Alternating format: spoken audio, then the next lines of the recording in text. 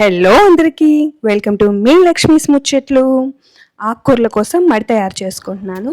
దీనికోసం 6 పొడుగు 10 వెడల్పు చక్కగా గుణపం పెట్టి మట్టిని తిరగేస్తున్నాను. వ్యవసాయం చేయడం చాలా ఈజీ అంటారు, కానీ ప్రాపర్ వేలో చేస్తే కాస్త కష్టమేనండి.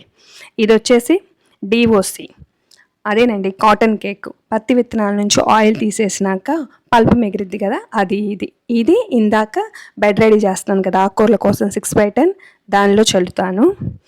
ఇది చాలా చాలా బలం మొక్కలకి. ఇది ఇలా మొత్తం చక్కగా చల్లుకొని 2 days వరుసగా వాటర్ పెట్టుకొని, మరలా దీనిలో ఆవు పేడను కూడా ఇలానే చల్లుకొని ఒక 2 days వాటర్ పెట్టుకున్నాక మనం చక్కగా ఆకుకూరలన్నీ వేసుకోవచ్చు. ఇది నేలకి చాలా చాలా బలం అన్నమాట. ఒక రైతు కష్టం మనం కూడా రైతుగా మారినప్పుడు తెలుస్తుంది. ఇది purely organic farming. Thanks for watching.